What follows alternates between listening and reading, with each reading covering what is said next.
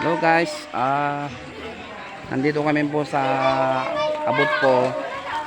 Yung last po ng ano ko po, yung last ng vlog ko po sa Abon River po. Nagpo ako doon, nag-vlog po ako last March 22 po. Ngayon po, March po 29 po no.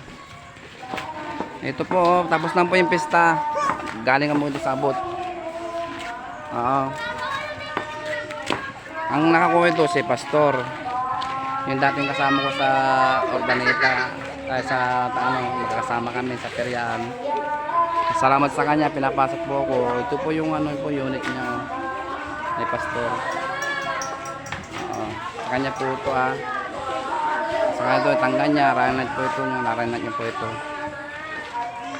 Ayan o. Yung mga to barateryo kasi mahal na araw. Kaya wala nang pong tao. Nagkatumpis na sa mga araw. Ito po yung ano nila, yung gym nila po. Saka yung mga balateryo. Ayun, yung gym nila po. Kasi kanina, ang dami pong tao to sa basketball. May basketball kanina. Yun po yung ano, yung balateryo. Tapos na po yung pista ngayon. Ayun o. Nandito kami sa abot po ng Perian po Ang pista po dito nagkataon po sa ano ng mahal na araw. Ito po yung palaro ko lang po guys. Ito po yung palaro ko na shooting. Kaya lang hindi po itong airsoft po Hindi po ito airsoft. Ito yung sasabi ng pellet gun. Ito po yun hindi kami masyadong kumita. Nakuha namin pang gasolina lang po, pang gasolina. At ito walang ganun na kasi sakto sa mahal na araw.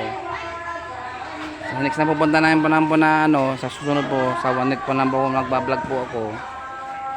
Sasabihin ko po yung page. Ito po March 29 po ako nag-vlog na yun po. Tapos yung nakaraan po nang pumunta kami sa Abon River March 22. Nabalitaan ko po yung Abon River na buma po ng po yung Webes po napanood ko po yung yung ilog po na lumaki. Kaya salamat na lang po sa Panginoon na yung banjing na yun po hindi na po nagkatumpa na gano'n po na umabot sa gano'n. Marami pong ng sasakyan, dalawang sasakyan po natin napon ko sa video. Salamat po sa Panginoon dahil wala kami po doon. Iwan ko po kung may nasaktan po doon dahil po napapanood ko lang sa awan ng subak wala ko nasaktan din po doon. Ito narinig po yung mga kumakanta nagdadasal sa mahal na araw. Matatapos po yan sa Sabado po ng alas 3. Oo. Sige hanggang dito po lang aking mga vlog po Nandito dating mga kasama ko, nakita kami. Mahigit pong 20 years na nakita kami na nakilala pa rin po ako. Yun Ito may kababayan ko rin sa Santa Barbara din taga Santa Barbara din yan. Shoutout nyo po siya Jamie, kung masakit na mapanood mo yung aking video, shoutout mo ako Ako po si Rafael Katuda Vlog shoutout sa mga dyan, mga Pergod Sentro.